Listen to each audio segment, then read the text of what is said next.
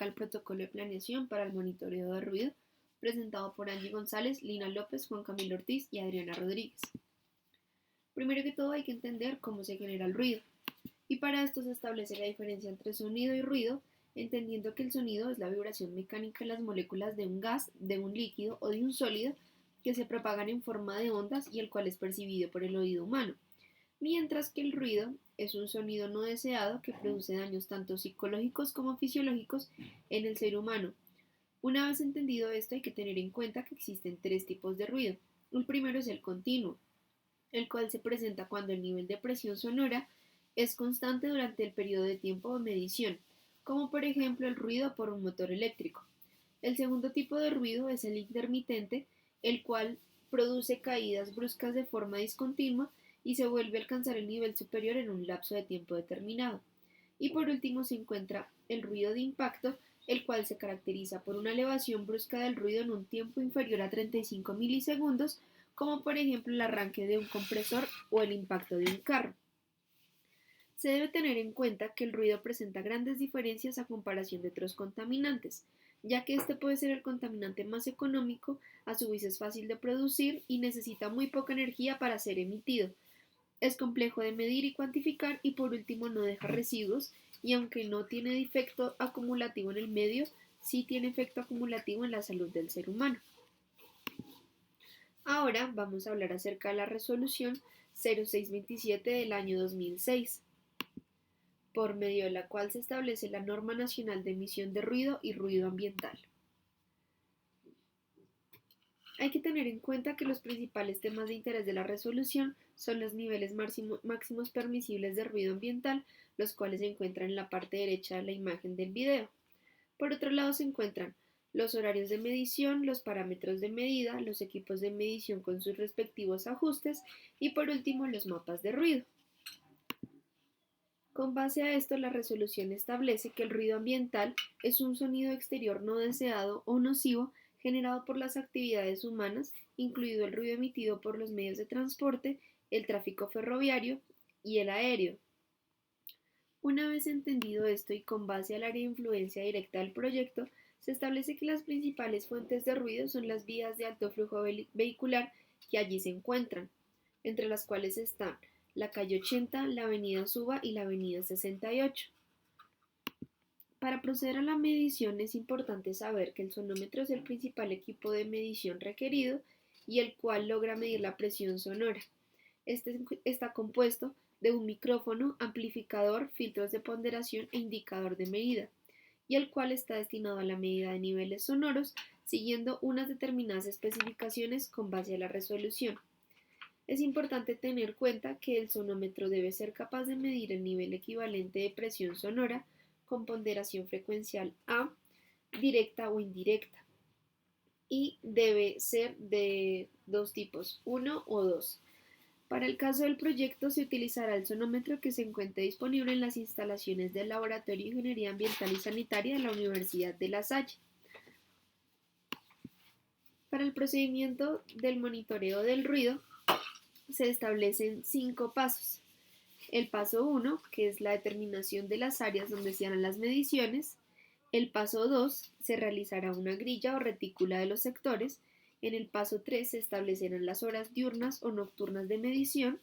En el paso 4 se establecerán los horarios de medición. Y en el paso 5, los números de días por semanas de medición. Paso 1. Determinación de áreas donde se harán las mediciones.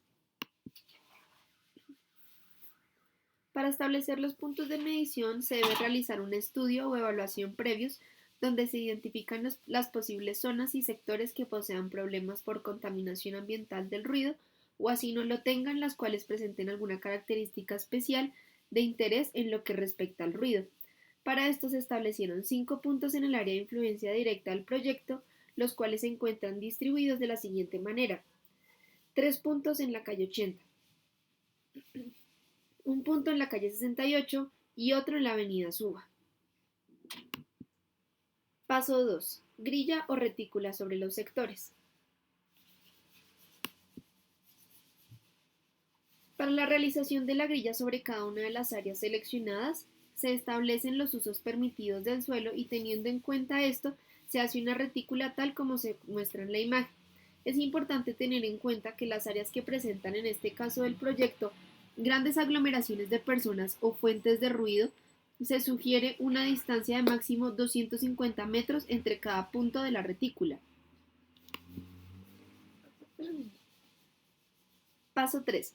Establecer horas diurnas y nocturnas. En este caso es importante saber que se deben establecer los periodos de máxima y mínima emisión de ruido y con base a ellos determinar para cada sitio de medida un número de hora que en cada periodo diurno o nocturno deben efectuar mediciones. Hay que tener en cuenta por último que el número de horas de medición por periodo diurno o nocturno en cada sitio no debe ser inferior a las 2 horas. Paso 4. Establecer horarios de medición.